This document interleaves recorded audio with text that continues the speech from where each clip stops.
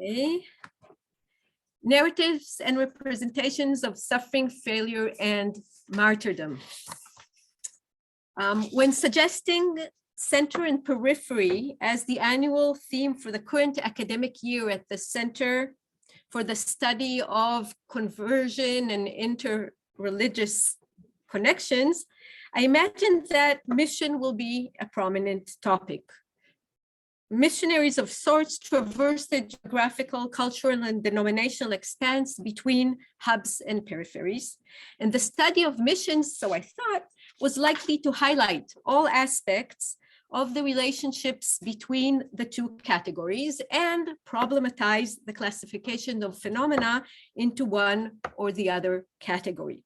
However, neither of the fellows we welcomed into our center this year, except for Yuval, whom we will hear very soon, nor the speakers we invited for our seminaries actually addressed mission and missionaries.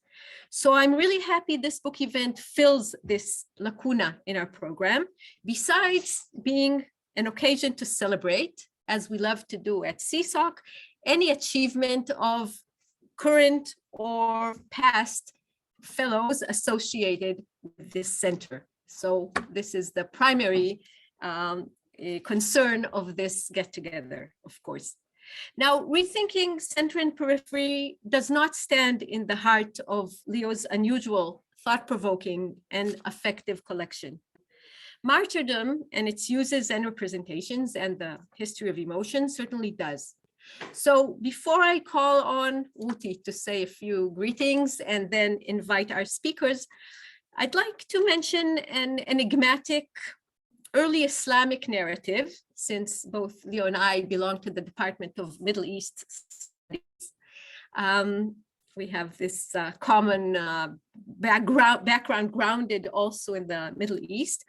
And this is a story which is an unusual narrative of failure and martyrdom, unusual in Islamic literature.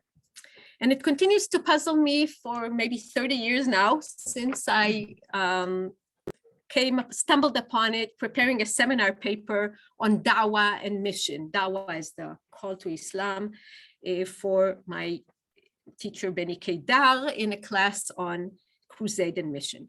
Now, Islam is not a religion of broken-hearted missionaries, as you probably know.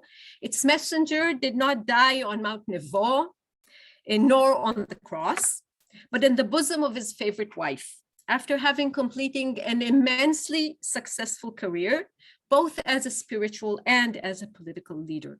Most of his military and diplomatic campaigns within Arabia were fruitful and victorious.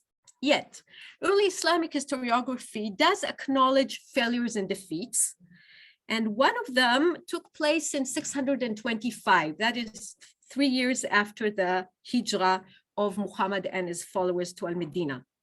An emissary from southern Arabia comes to see Muhammad in Al-Medina and tells him that if he will send some people to preach his new religion in Najd, probably people there will embrace Islam. He even promises to guarantee the safety of these emissaries. So despite being a little uneasy about this whole expedition, Muhammad sends 40, and according to another version, 70 of his best men to preach Islam in Najd.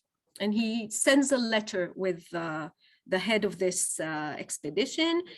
And when they arrive at a place midway, a place called Bir Mauna, before the emissary has the chance to hand the letter over, he's stabbed and killed. The rest of the people of the delegation draw their swords, but they're all but one are killed. Now, this is a shocking and unexpected outcome of this mission. We don't hear a lot of the feelings of the people.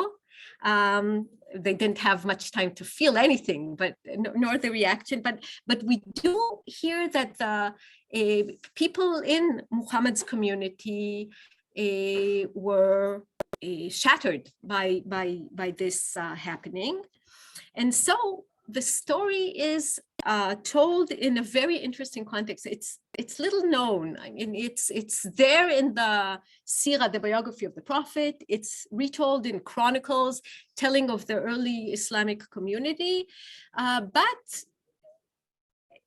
contra to what we could have expected, the people of Bir Mauna did not turn into models of Islamic martyrs. As you probably know, it's the Shaheed of the battleground who is the Islamic martyr and the model for martyrs to follow, not the missionary, perhaps not as, even if he has achieved martyrdom. But this story is told in a very interesting context as the exegesis of a verse that almost everyone knows, even if people who know very little about the Quran. وَلَا تَحْسَبَنَّ الَّذِينَ قُتِلُوا فِي سَبِيلِ اللَّهِ أَمْوَاتًا بَلْ أَحْيَاءٌ عِنْدَ رَبِّهِمْ يُرْزَقُونَ. Don't think not of those who were slain in the way of Allah as dead. No, they are living. With their Lord, they have provision. Jubilant they are because of what Allah has bestowed on them. There shall come no fear upon them, neither shall they grieve.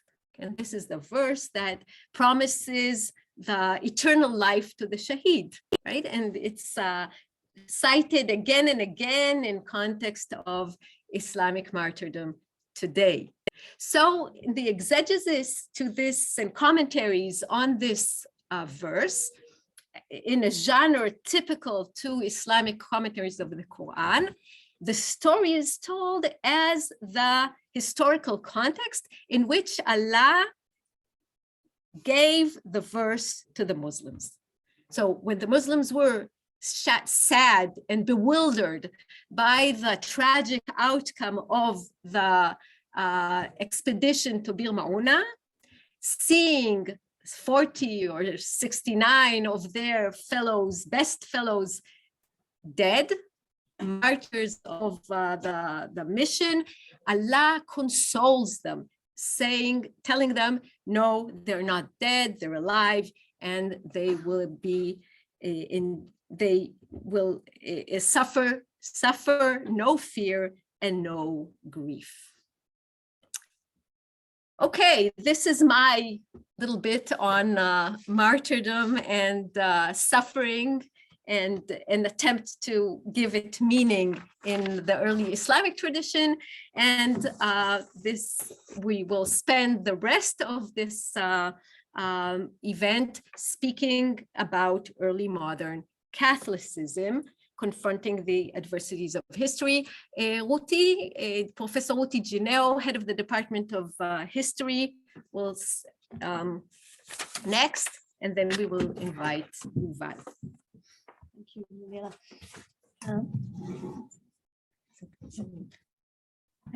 Hello, everyone. I'm the head of the Department of History, but I'm here actually as a replacement for Professor Lindschler, who is the head of the Africa Inter-University Program of African Studies and also the director of the Africa Centre.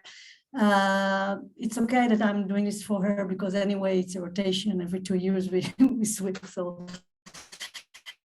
it's, just by chance, I'm not the head of the program now. But I wanted to say just about Leo himself and the book, although I'm no expert on the subject. So first of all, I think that Leo is actually, because of his research on Ethiopia, which is so important, I think it's important everywhere in the world, but really, really important in Israel and in this university.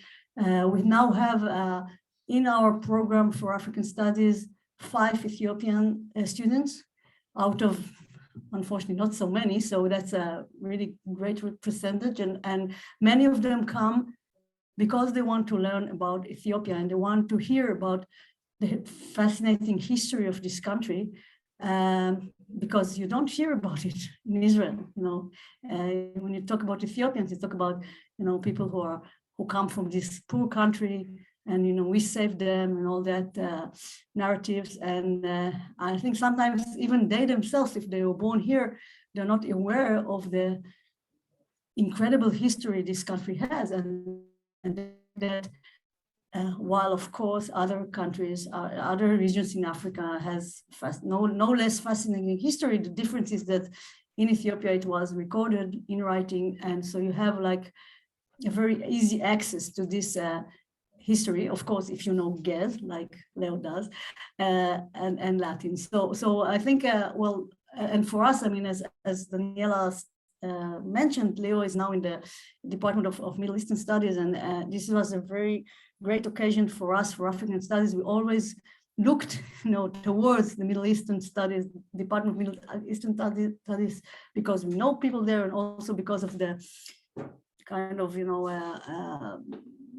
being in two regions that are interconnected historically in various ways.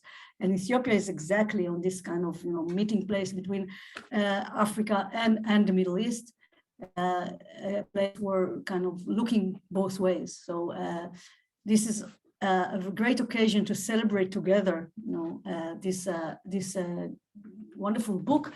And about the book, I want to say first that I'm a great believer in collective volumes. Although sometimes some weird reasons in academic world it's counted less, but I think that the only way of reaching deep conclusions about deep insights about vast subjects is collaborative work, and academia is supposed to be built on collaborative work. We even if you are a genius, and I'm sure everyone here in the room is, including myself, but even then you cannot achieve the same, wide conclusions about a specific subject. So it's so important that academics go on and publish together collective volumes about these kind of issues. And as for the script itself, what really intrigued me when I read parts of the book was that the word failure, more than the other two words, because suffering and martyrdom is something that we always think about when we talk about Christians, missionaries, religious, Christian, the Christians are very much, I would say, even obsessed sometimes with this martyrdom and suffering. Well, Jesus was suffering, of course, so it was, it's the main issue. But failure is something that is talked much less about. And I can say that from my own research, when I study, for example, I study colonial history of West Africa, and failures are sometimes something that it's very hard to get to understand and to reach in documents, because no one likes to report about failures. And in administrative correspondence, you always like, oh yeah, I did a great job, yeah, I succeeded, yeah, well, everything fell apart, but I succeeded, I'm a genius. And this is something that is difficult to attain. And lately I actually I'm working now on letters that are personal letters of an administrator who sent letters to his parents, and there he speaks a lot about failures, because who would you tell, about a failure if not mommy and daddy? Yes, and it's fascinating, and you can learn so much from failure, much more than you can learn from successes. So I think this book is a great contribution, and we're going to hear from two experts much more about it. I'm looking forward to it, and well, congratulations, Leo.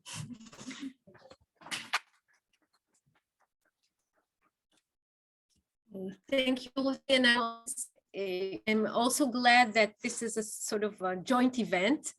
We've had several this year, and I think one of the important functions of this center is bringing together people from different departments in the Faculty of Humanities and Social Sciences, people who have a common interest in religion, which is such a huge, wide subject, and but we don't have a department that is focused on the study of religion in our university.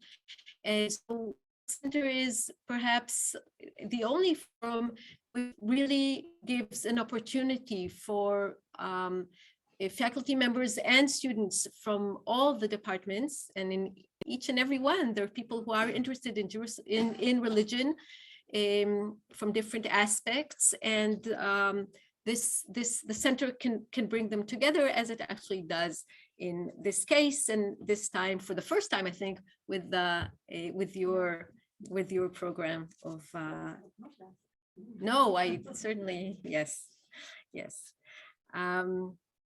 Okay, so our first speaker is Dr. Yuval, who I'm happy to say is a postdoctoral fellow at the Center for the Study of Conversion and Interreligious Encounters. Yuval studies early modern global history and is particularly interested in Jesuit communication between Western Europe and China during the 17th century. Yuval was recently nominated for a Fulbright Fellowship to Harvard University, where he plans to continue his research during the next year. We're happy to still have him with us. And please, Yuval, I think you're the most competent of all of us to comment and respond to Leo's book.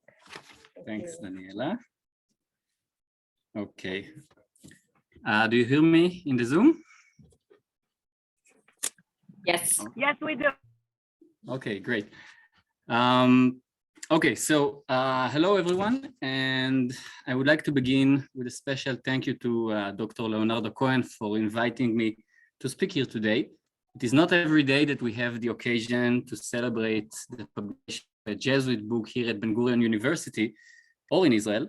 And so I'm very happy and very excited to take part in the celebration of this wonderful volume with the cheerful and optimistic and uplifting title, Narratives and Representations of Suffering, Failure, and Martyrdom. But this is truly a significant and well-argued volume, in my opinion, and I will try to explain why I think it's particularly significant of Jesuit studies, as well as to many other fields in history. So my personal encounter with the book was almost by chance and without Leonardo's involvement. A few months ago, I received the reader's comments on my PhD dissertation. My project focused on the Jesuit China mission during the Manchu conquest in the mid-17th century, a very dangerous and violent time to be in China. And one of the chapters was dedicated to the ways in which the missionaries secured themselves during the bloody events. And so one of the readers asked, okay, but what about martyrdom in this story? I mean, didn't some of the missionaries at least toy with the idea? Because after all, if you were looking to die in China, this was certainly a good time to do so. And I was intrigued by this question, but I also thought, where in the world can I find now updated theory about Jesuit approaches towards martyrdom? And to my astonishment, a simple Google search has led me directly to this newly released volume edited by a fellow Israeli scholar, in which I found a treasure of information and debates, not only about the question of martyrdom within the Society of Jesus, but also about a range of topics that has to do with trauma and hardships, and that I think shaped what it really means to be a missionary, and what it really means to be sent on a religious mission in the early modern world. So this is the kind of books that highlights, in the true sense of this overused word, hidden aspects in your study and inspires you to reconsider the well-established image that you already possess regarding it. The reason is that many of the topics that this volume investigates in detail have been somewhat overlooked for decades in historiography, and I think it's interesting to wonder why. There are a number of possible answers to this question, but I would like to offer one direction that involves the historiography of failure and success, and that uses an example from my field, the Jesuit mission to China. This example does not include martyrdom, death, or exile, but rather non-physical kinds of sufferings like personal failures, frustration, and disappointment. All of these aspects are examined in detail in this volume. Okay, so this man here usually needs no introduction to Jesuit historians, nor to many other historians of related fields in the early modern period. The man in the portrait is Matteo Richie, the founding father of the China mission, and one of the most recognized cases of Jesuit missionary success. Richie was not only a man of solid accomplishments, but also of exceptional abilities, social and intellectual. Although he was always well known among sinologists and Jesuit scholars, in the 80s, Matteo Richie has reached wider audiences with publication of a few popular historical works, most notably, The Memory Palace of Matteo Richie by American historian Jonathan Spence. Spence, as well as Jacques Gernet and later on Howard Goodman and Anthony Grafton, dedicated their studies to investigate the techniques and the phenomenal linguistic skills of Richie. Indeed, Richie was among the first Europeans to master the Chinese language. He was able to debate in Chinese, to preach in Chinese, and to publish in Chinese, thus paving the way for his colleagues in the core of Ming Empire and society. But many readers of those popular accounts of Richie probably remember only vaguely that when Richie entered China for the first time, he did not do it by himself, but with a partner, Michele Ruggieri. Ruggieri played a decisive role in the first years of the China mission, but he was overshadowed by the phenomenal success of the younger Richie. It was Richie who accomplished the significant landmarks for the mission, while Ruggieri, despite being the first China missionary to study Chinese and the first author of a Christian book in Chinese, faded away in silence from the scene. And I quote here the words of the Jesuit historian Daniella. The two pioneers, Ruggieri and Richie, set foot in China in 1583, but 5 years later, in the fall of 1588, Ruggieri indeed faded away from the mission. At the orders of visitor Alessandro Valignano, an essential figure in the history of the Asian missions, who also reappears in several articles in this book, Ruggieri was sent back to Europe to organize a papal embassy to Beijing, a mission from which he had never returned. Valignano's decision to send Ruggieri away is apparently linked to his lesser appreciation of the missionary. The smoking gun behind the visitor's decision is found in a letter from November 1588, in which Valignano explained to the Jesuit general in Rome, Claudio Acquaviva, that Ruggieri's return to Europe, I quote, is a chance to give him some rest, especially since he is already old and burdened. Turning 45 that year, Ruggieri obviously was not as old as depicted by his superior. Valignano's true motives became transparent as he concluded, he is living here because he does not have good pronunciation of the Chinese language, and from this reason, your paternity should excuse him from ever returning here. Ruggieri's reputation as a bad linguist, was also admitted quite frankly by himself. On his return to Rome, Ruggieri carried with him a compilation of his own classical Chinese poems, which were probably composed with the help and stylistic corrections of Chinese friends. The poems tells us much about Ruggieri's inner world and subjective experience of China. One of Ruggieri's most personal and touching poems deal with his poor knowledge of Chinese. And this is the original text, and it's actually very nicely written with rhymes and everything, but let me just give you the translation. I live here for several years, but I find it difficult to spread my Tao, simply because Chinese and foreigners speak so differently. I will keep on waiting until I comprehend the Chinese language, and when the time comes, I shall preach my Tao peacefully. And as we already know, Ruggieri never got a chance to fulfill this dream. So anyone who ever studied Chinese can sympathize with Ruggieri's frustration. And I think that each of us, regardless of the context, understands exactly how it feels to admit in our limited capacity to attain something that we truly desire and to acknowledge our failures, the smaller and the greater. When I think of this couple of pioneer missionaries, Richie and Ruggieri, I see two storylines that together shape the history of the China mission and the way we remember it today. One, the glorious narrative of missionary success and prestige, and the phenomenal careers of a few masterminds that set the course for the rest of the mission. The other, the silent, overlooked story of misfortunes, failures, disappointments, and painful realizations. Needless to say, both narratives existed not only within the mission, but in the personal story of each individual member of the mission. But the question, as it's always in history, is a question of representation, of historical remembrance and forgetting, to use the terminology of our colleague here, Guy Biner. While the important works of historians like Spence, Jernet, and Grafton moved on from the one-dimensional representation of Matteo Richie as a kind of genius and exposed his mental world, his challenges, as well as some of his misunderstandings and failures, they still focus on him and not on Ruggieri.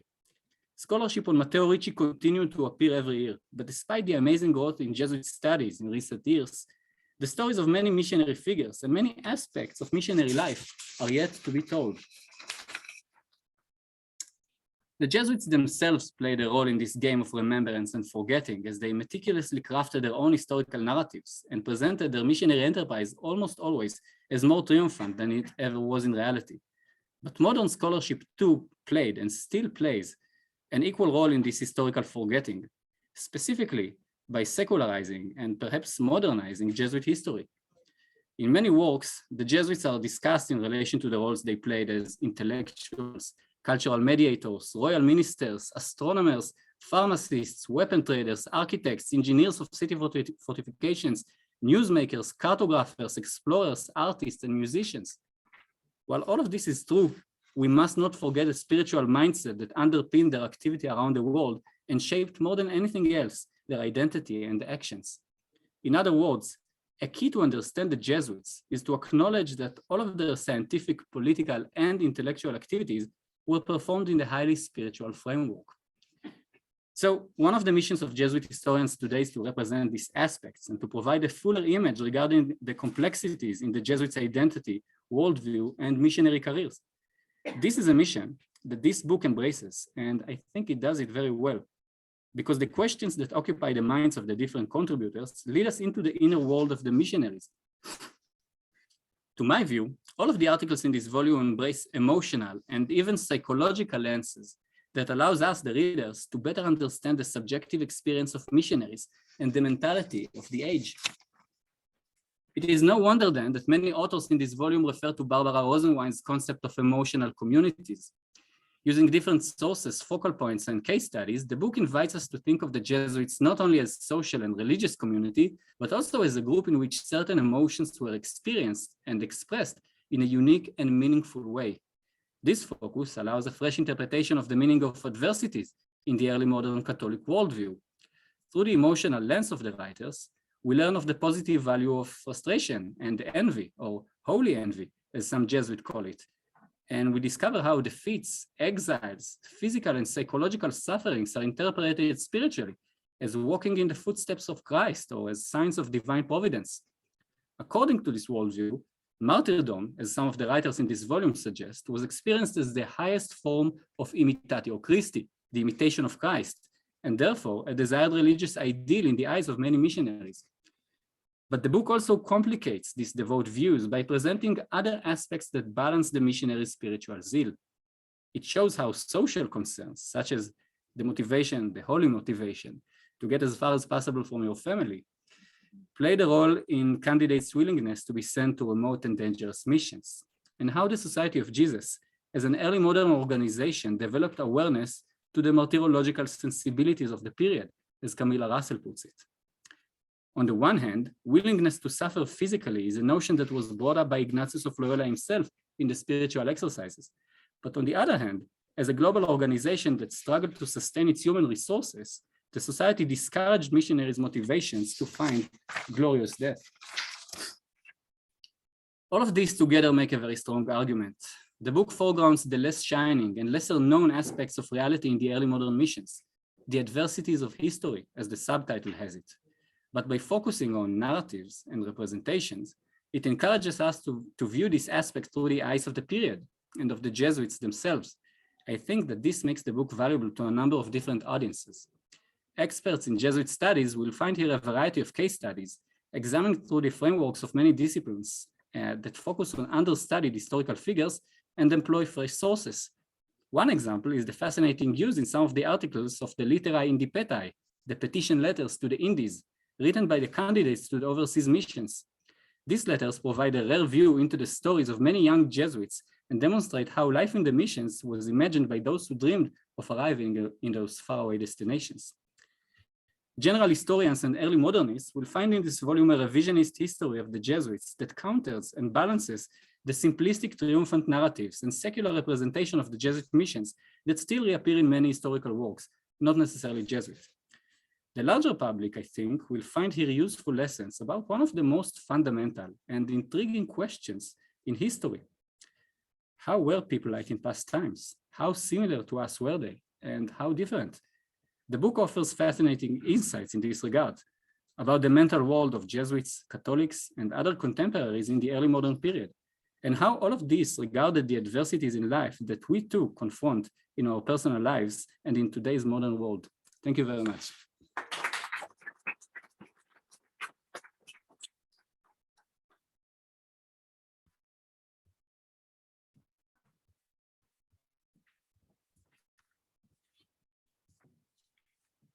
Thanks very much, Yuval, for highlighting so many important aspects of this book. Our next speaker is Mauricio Lapchik, and I think it's very typical of Leo and atypical of most of us to invite a student to speak at a book event. And I'm sure it's a very good choice. So Mauricio is a doctoral student at the Department of Middle East Studies, and he works under the supervision of Leo, and his research interests lie mainly on Ethiopian medieval and early modern history. His MA thesis in Jerusalem, Steve Kaplan, in the 14th century. Mauricio, please. Thank you.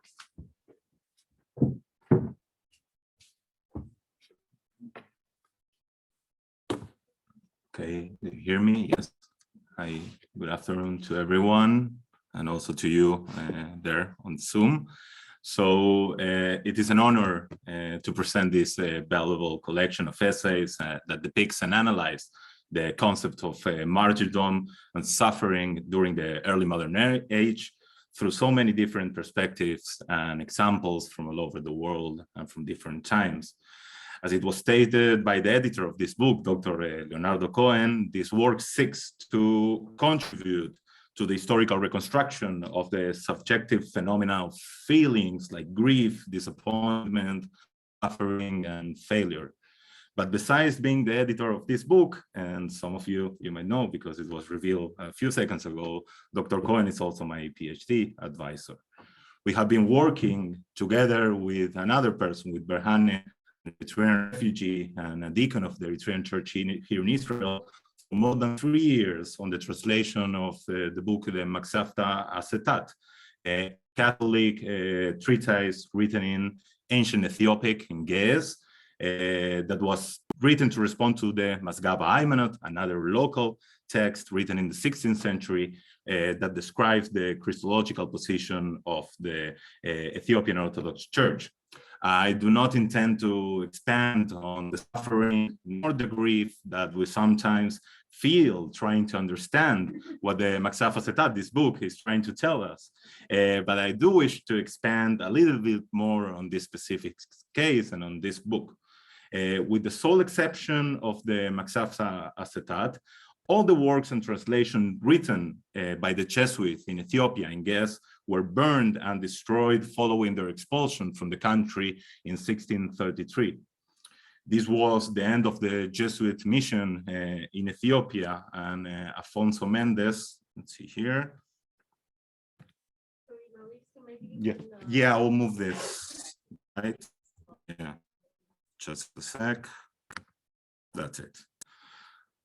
So, as I said before, this was the end of the Jesuit mission in Ethiopia, and Afonso Mendes, the Catholic Patriarch, could not describe these feelings, his feelings of grief, disappointment, and maybe suffering and failure in a better way than this. And I quote from here: "Oh, ungrateful and strange land, ingrate to God and strange to the Roman pontiff, his like on earth, ingrate and strange to the King of Portugal, to his true patriarch, the bishop, and to the fathers.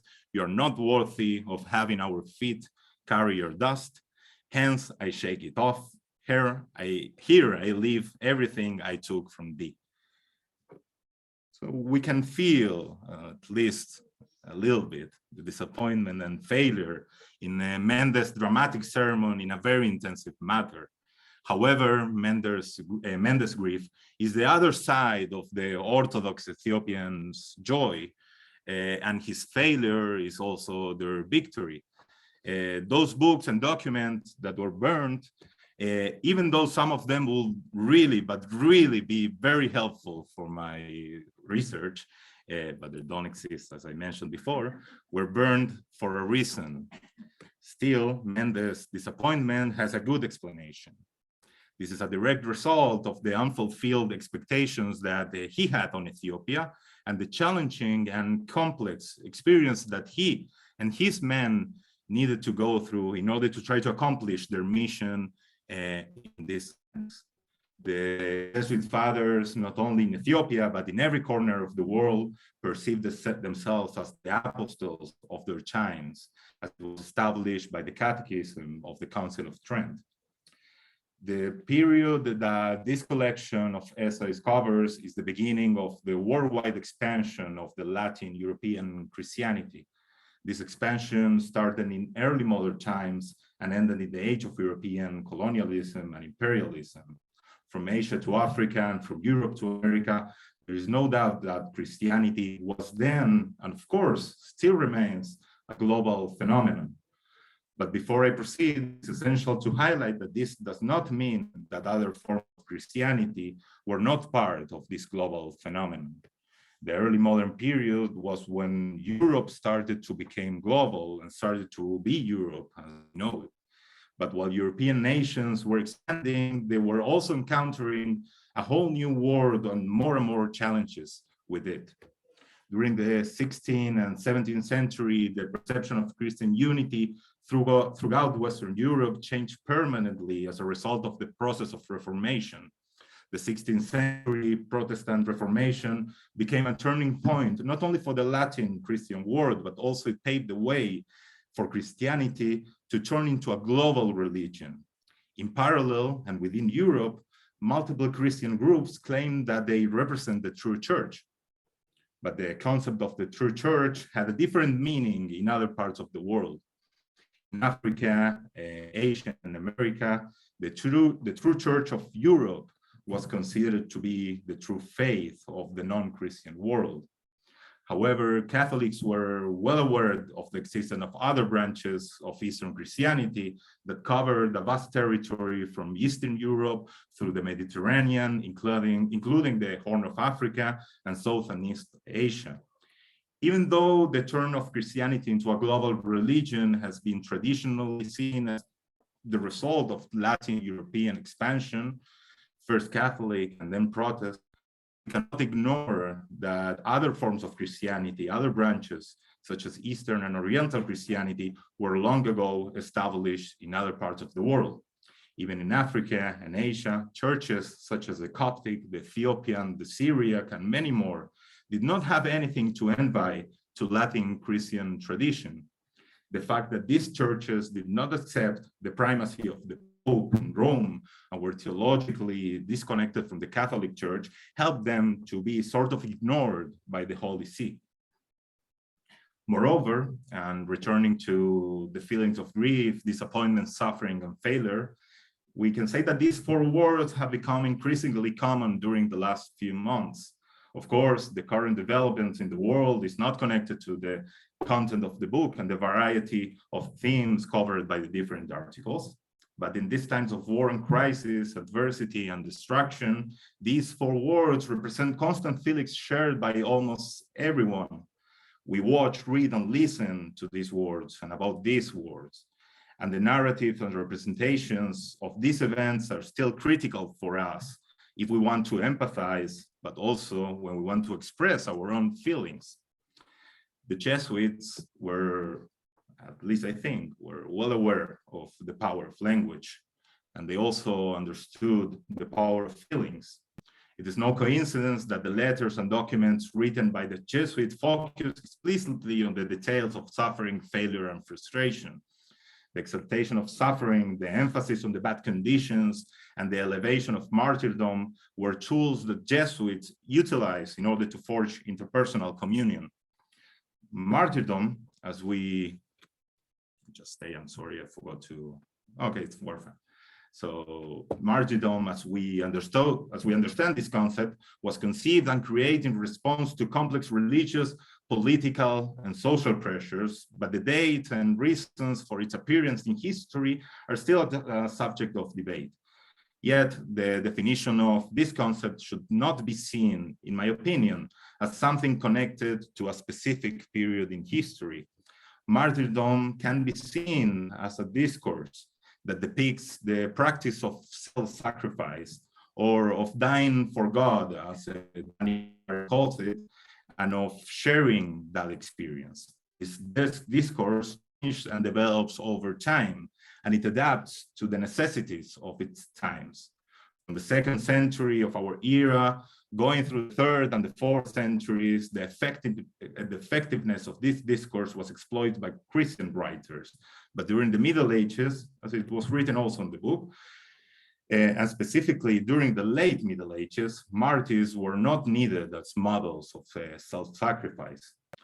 From the 16th century, Catholics started to die for their faith or because of their faith in different spans of the world. In Japan, Jesuits, missionaries were executed, also in Britain, North America, Congo, India, and in many other places.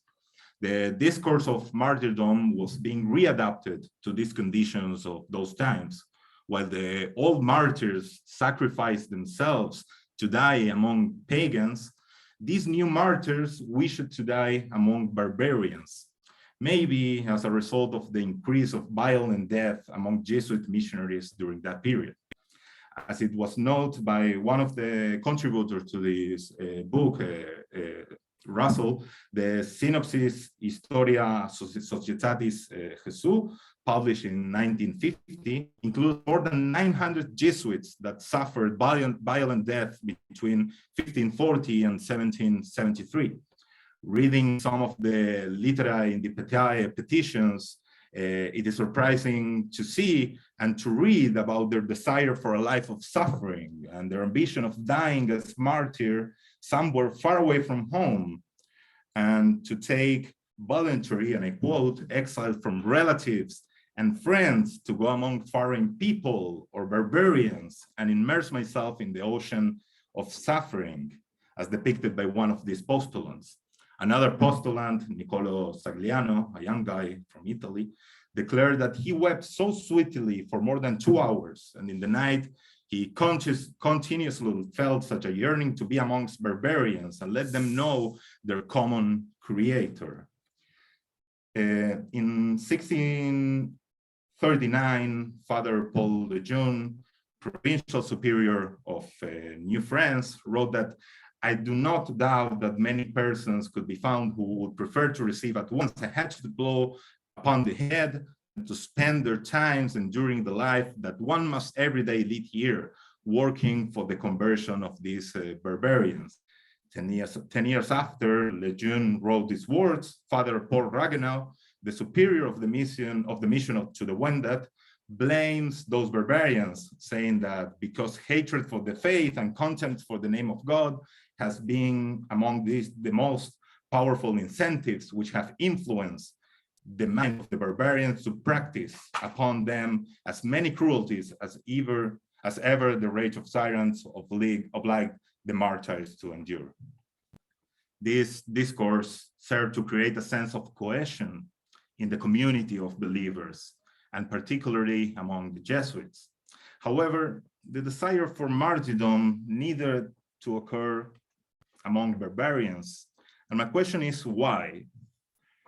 Besides the conviction of representing the true church and the true faith, were Jesuits representing not only a true faith, but also a superior faith?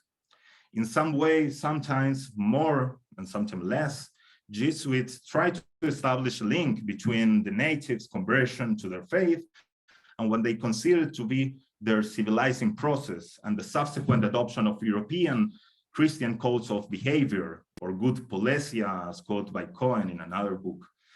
This differentiation between good and bad codes of behavior, civilized and uncivilized, was seen in other spheres, such as literature. Cassés, also another contributor to the book, summarized the accounts written by some Spanish writers during the 16th and the 17th century, such as Lope de Vega or Cervantes, depicting the enemy as someone who has barbaric habits, inhuman behavior, and a perverted sense of the truth. According to Cassés, this negative portrait contrasts with the image of the Spanish and Catholic characters, who are seen as brave, firm in their beliefs and values. In addition, we can see how in the annual letter to the province of Goa from 1609, it is written about the Ethiopians that have a great, and I quote, just a sec, here. So it is written about the Ethiopians that they have a great and lofty opinion of our men on account of certain virtues that they observe with curiosity.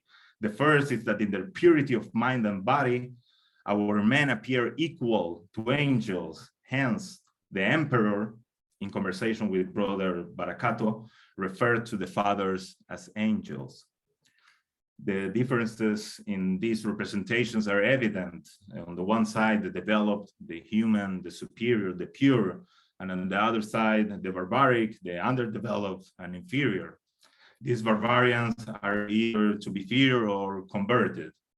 It seems that those writings about the new martyrs needed not only a physical place in which they could build their discourse, but they also needed a topos, a set of references and characteristics opposed to those represented by the Latin Catholic Christian, or in other words, they were looking for a different other. And apparently this was not only exclusive to martyrdom accounts. The popularity of the East, of the Oriental and the barbaric, stimulated European imaginations, not only influencing literature, but also the mind of young people who dream about living in a nightmare and dying as a dream, of living like Jesus and dying as Christ. I do not have enough knowledge to answer the following question, yet I have enough willingness to ask, what was the role of the Jesuits in building the image of this other? That's all. Thank you very much.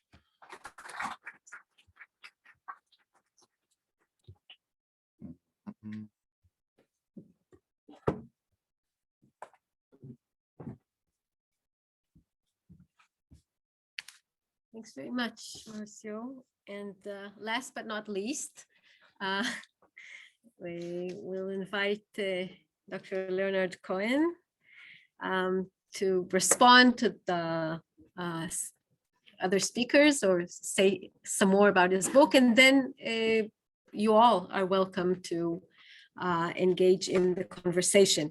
So Leo, as you already know, if you hadn't known before, is a member of the Department of Middle East Studies and of the Program of African Studies at this university. He was born in Mexico City, which he always proudly mentions, and lives in Jerusalem for the last 30 years. He has researched the Portuguese Jesuit mission to Ethiopia, and of your connection to Ethiopia, we've already heard also, and is the author of The Missionary Strategies of the Jesuits in Ethiopia, 1555 to 1632. I'll also mention that he was interested in the Iberian Catholic Church and its expansion during the early modern period, and in socialist thought in Latin America and in Africa. And his new research deals with the attitude of the Jesuits towards asceticism, especially right in Ethiopia and India. Yes. So this is the next book project also? It will be accepted, yes. Okay, so we're looking forward. Okay, so, but now you'll have a chance to say some more about the current book, please.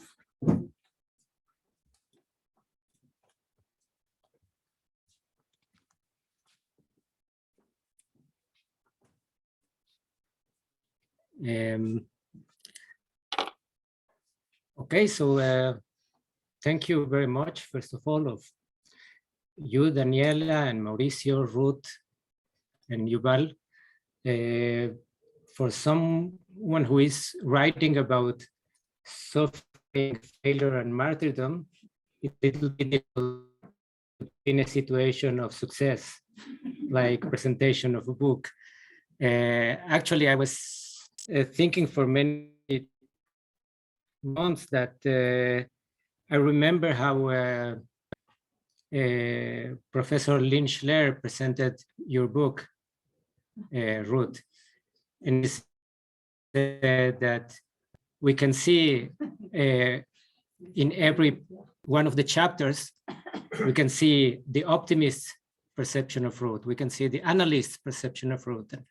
So I expected that at some point it will be the same, like someone will say, we can see Leo in every part of this book.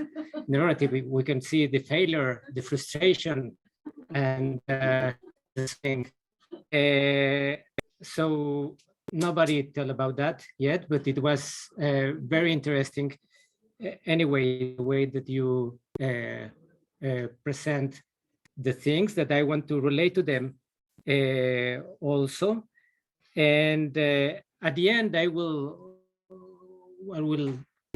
make also, I want to say thanks to all the people that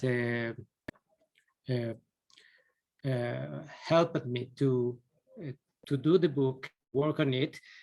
I must start to say that this book was original of a conference that we did in Portugal like 7 years ago in the of religious traditions in the Catholic Portuguese University.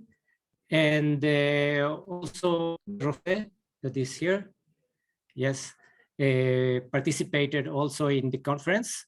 And then after this conference, like half of the people also work and contributed to the book. And the others are people that I meet in another kind of conferences, especially in conferences on history of emotions. So I think that this book is linked between religious history or history of religion and history of emotions. And I want to say some things about it. First of all, I think that it's very interesting to read a book or to write a book. And I think that from a personal perspective, I write a book also with a kind of empathy and trying to understand also the people that are part of this story.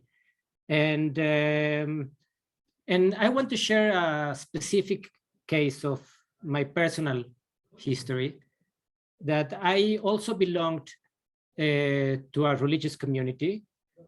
I mean, not officially religious, but it was called Zionist Socialist Community. That was the Shomerat Seir. And we were influenced by this kind of ideology and the idea of coming to Israel and to live in Israel in a kibbutz. And I arrived also to a small kibbutz to have the experience of what you can call the chalutzim in Hebrew.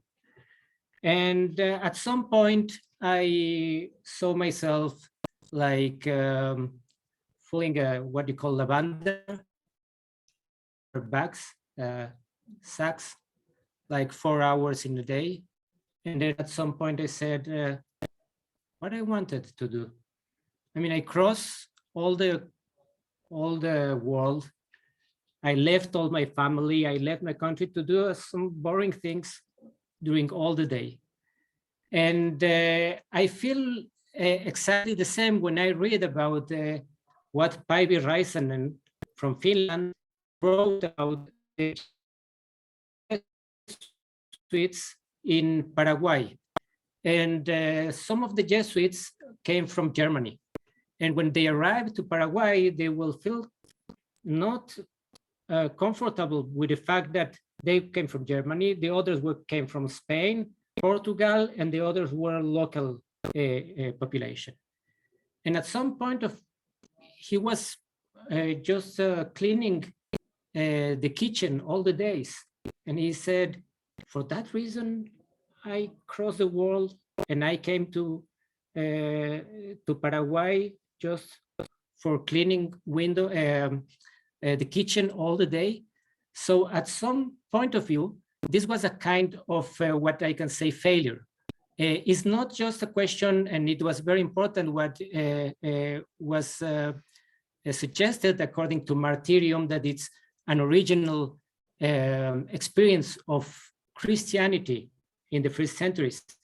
But it was also a kind of failure in the sense of missionaries that have an expectation and then arrive and they cross the world probably for months and then arrive to a place and they feel like things are with no sense.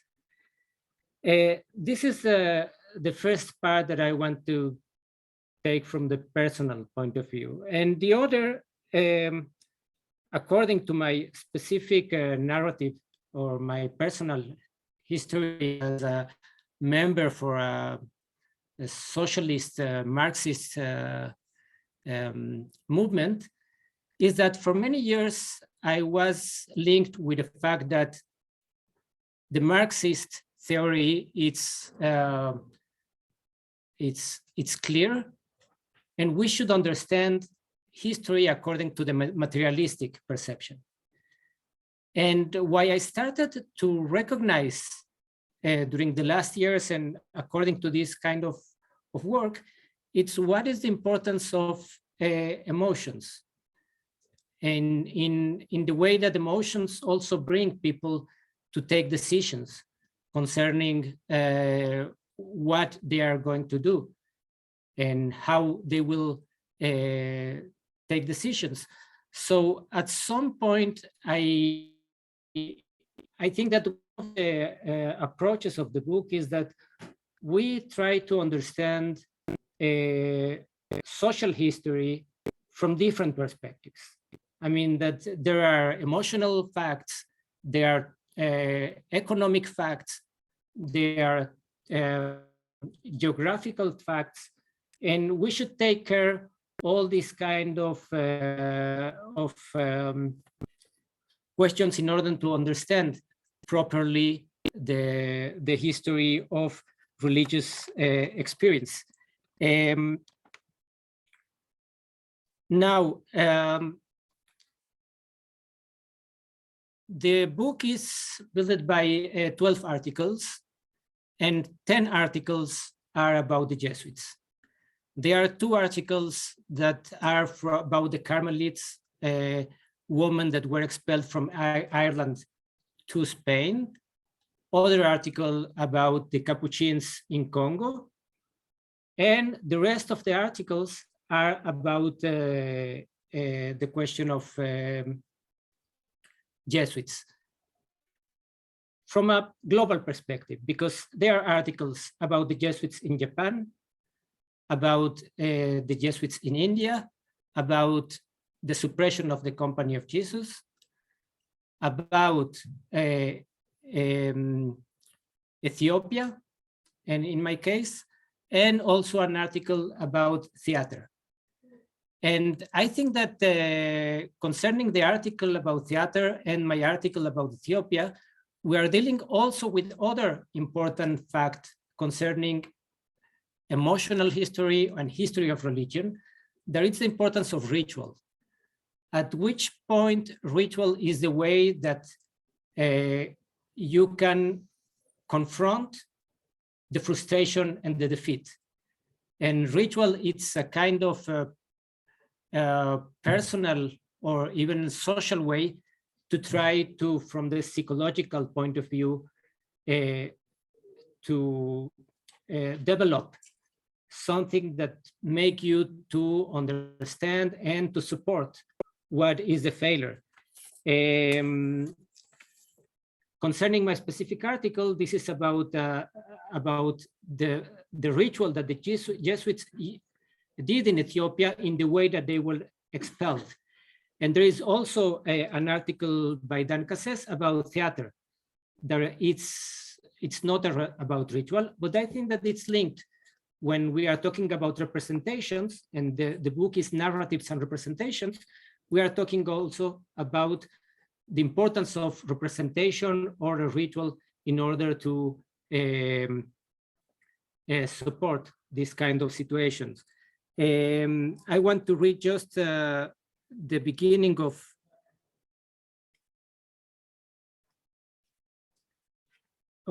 a quote from Monica Wilson.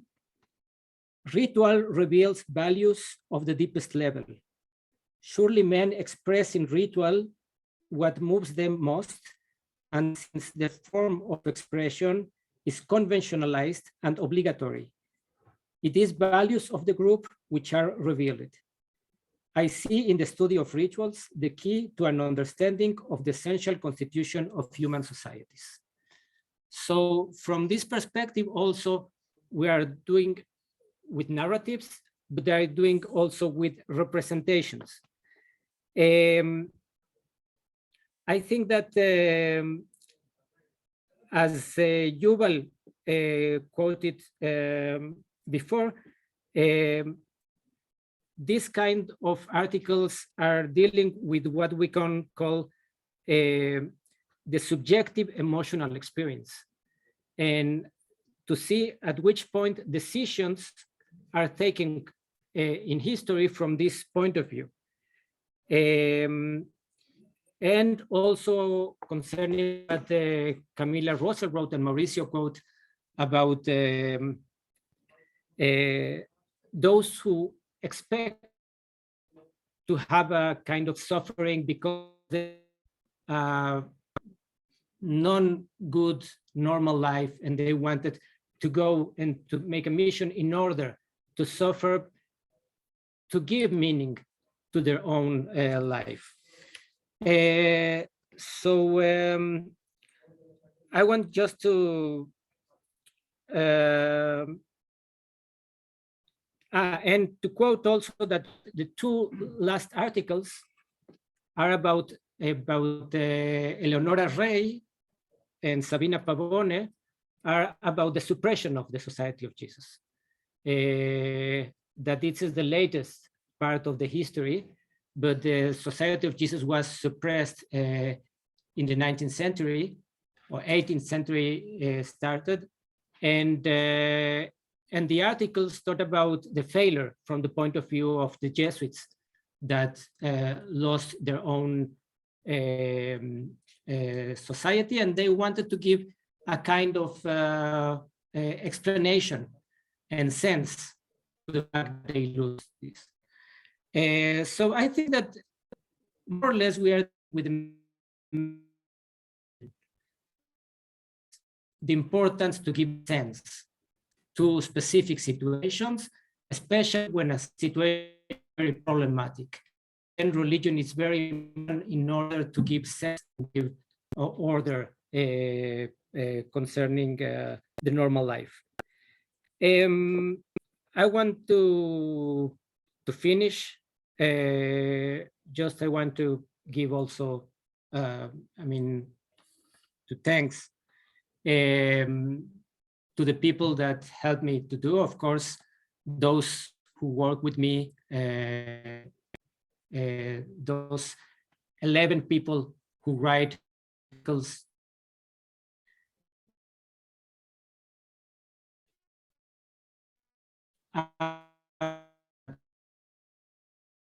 So for presenting the book, and also Portugal, the Catholic University of Portugal that edited the book. So the conference was took there. Personally, Tom Cohen, that was not his Zoom now.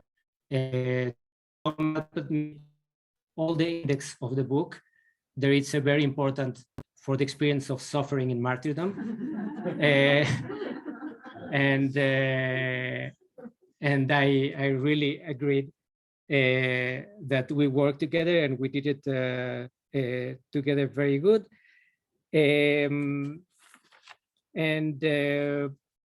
Paulo Fernando de Oliveira Fontes, that was the chief of the Department of History of Religion in the Portuguese University. Of course, Daniella, thank you for this opportunity, and Ruth for presenting also me and the book without saying what Lynn told about you. And finally, just to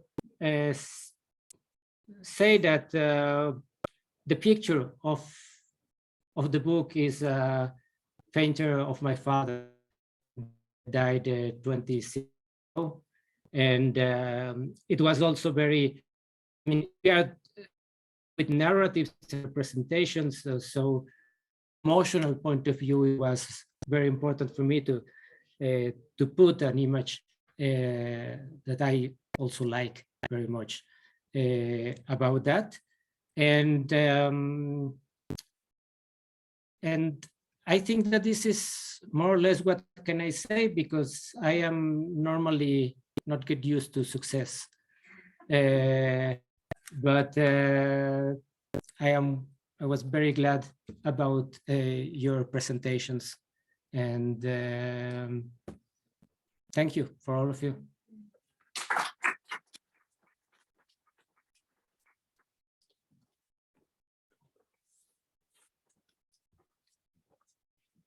Thanks very much, Leo. I want to thank the people back home, especially the contributors to the book, who unfortunately could not join us here, but at least joined us over Zoom.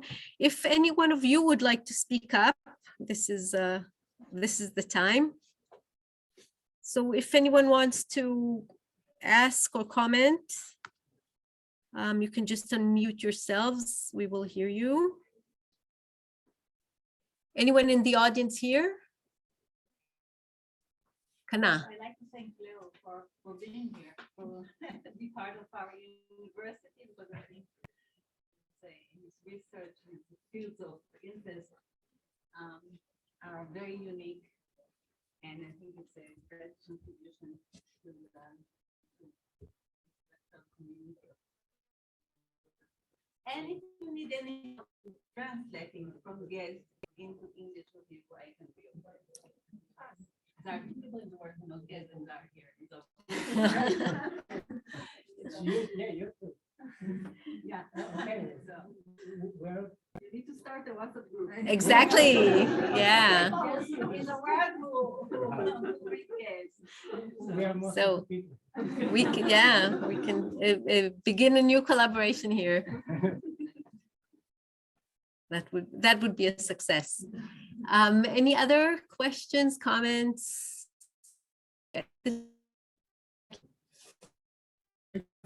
These excellent presentations. A question which, again, if it's beyond, well, let me just try. Wait a minute, Jackie. For the people back home.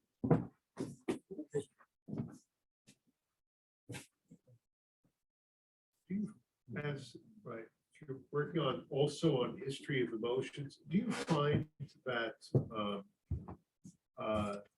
the kind of contemporary changes that result from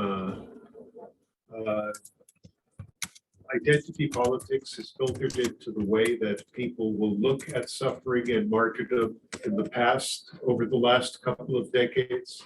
It seems that everyone needs to display their suffering in order to get rights or privileges or recognition in the scholarship of earlier periods or the period that you work on martyrdom, suffering, and failure? Okay, I'm going to try to answer. I am not sure that I will answer the question, but I have the feeling that, I think that probably Yuval or Mauricio quote what we are living in the last months and years, and at which point emotions are something that are more located or is spontaneous and giving us to take decisions.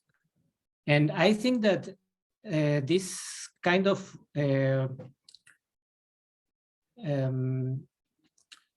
specific topic of history of emotions, I think that it was developed during the last decade, more or less. I found it some conferences about that, especially in Europe.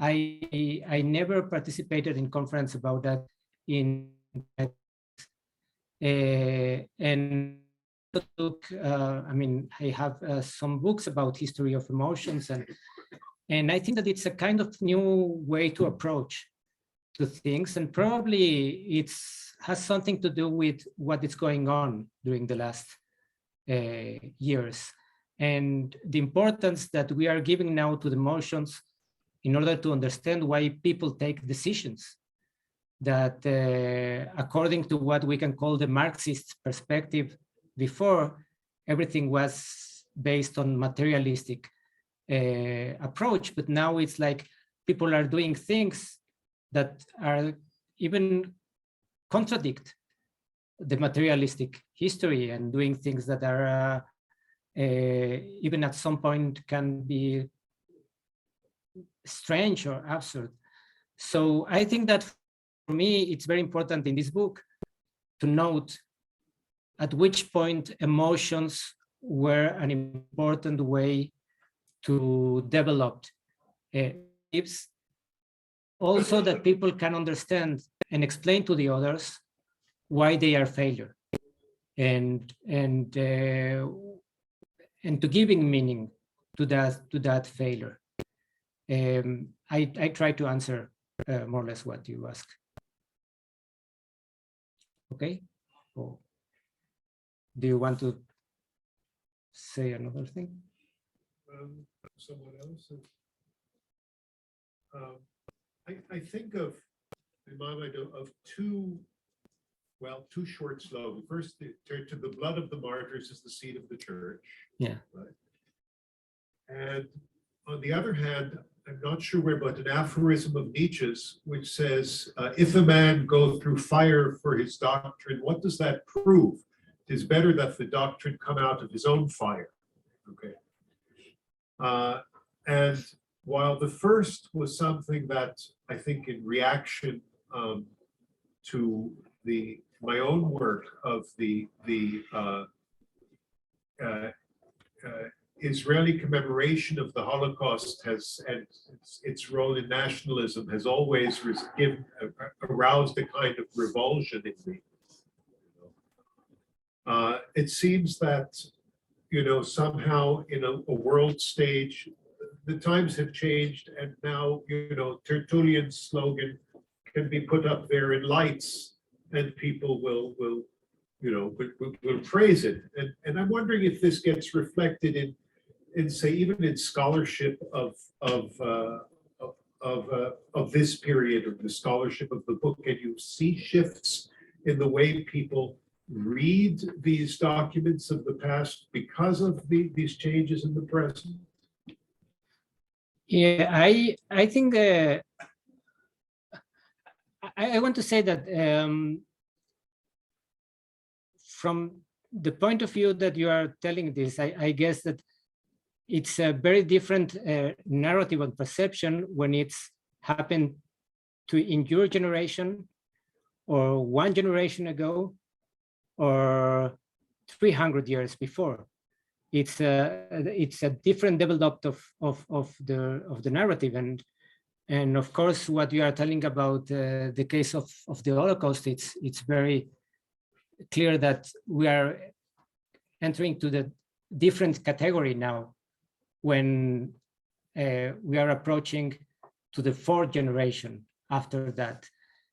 So at some point, I think that most of the articles are about those who experienced the failure by themselves. I mean, in their own period.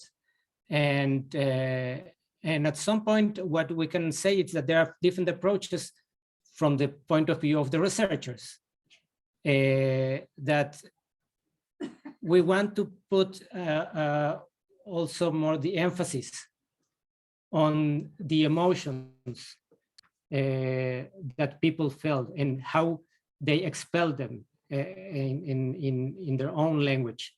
And Tom, that did together with me the index, she knows how many topics we need to put in the index, like failure and grief and so many things that are linked to emotions.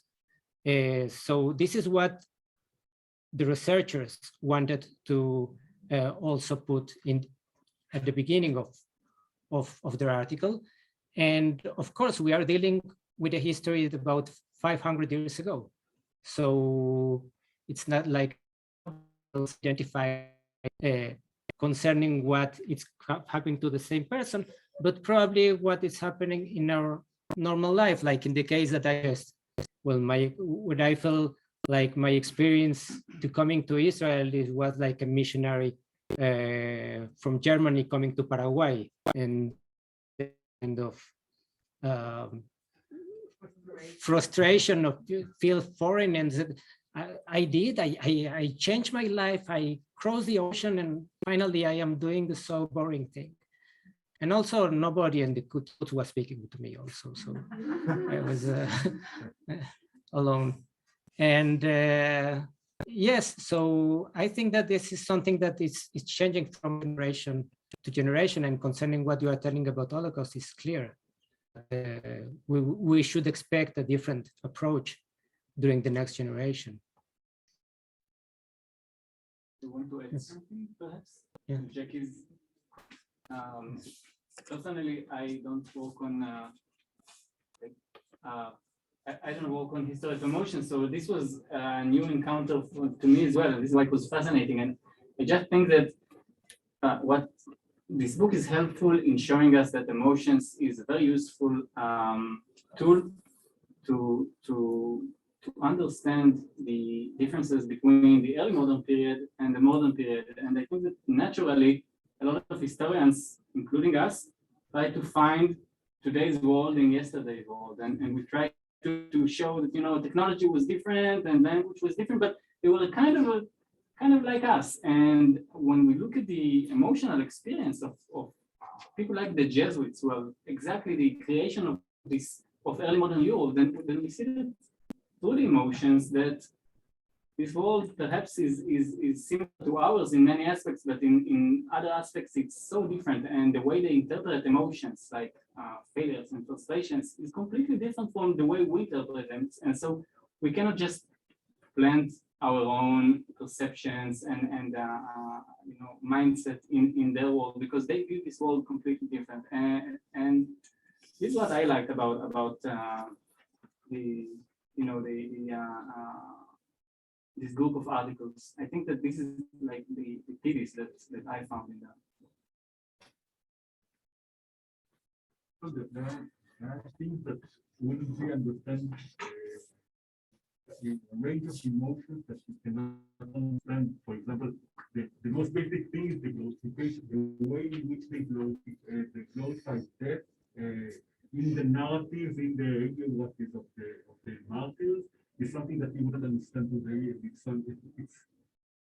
These are emotions that are like something that we wouldn't, modern person would not understand. I want to ask a question regarding.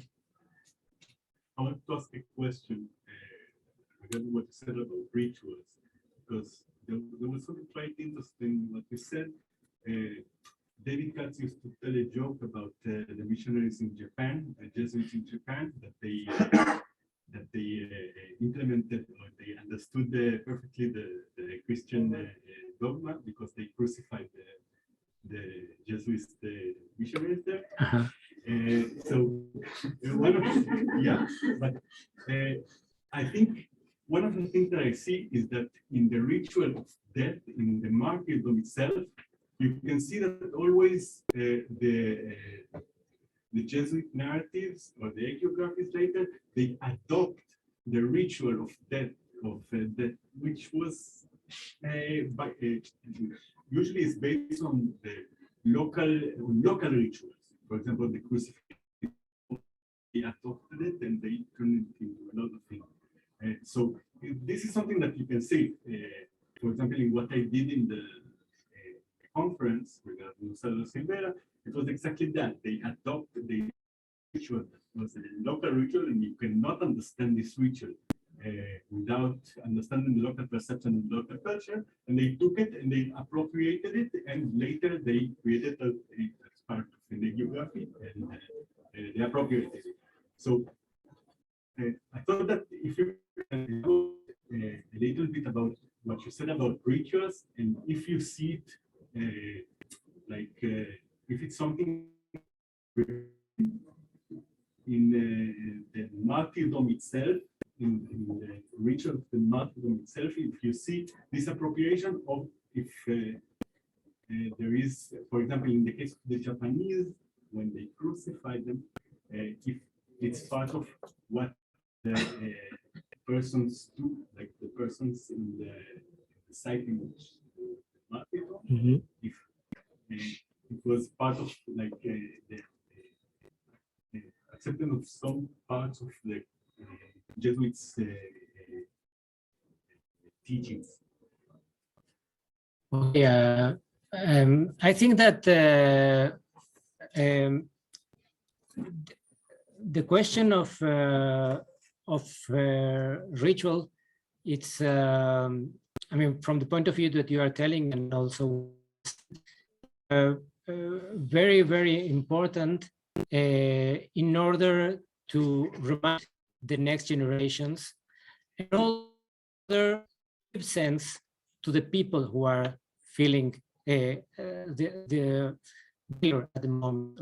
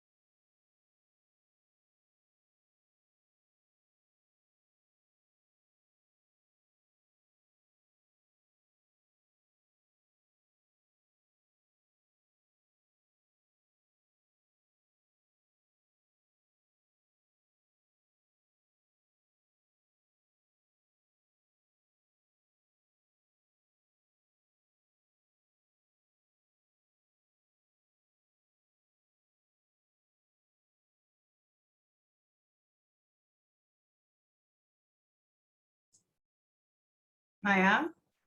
גם לך זה... כן, זה כאילו נעלם. כן, לא יודעת מה קרה. אולי ננסה להתנתק ולהתחבר?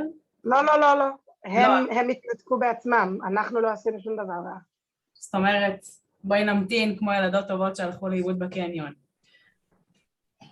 אני חושבת שאנחנו לקראת סיום האירוע גם ככה. אוקיי. ואפשר לחכות שהם יתחברו מחדש, ואפשר גם להיפרד לשלום. אני נראה לי אחכה עוד קצת. גם אני אחכה עוד קצת. גם אני אחכה. קצת ההזדמנות, הולך לעשות ריפי לתה. אבל נעים להכיר לרגע. כן. נעים מאוד.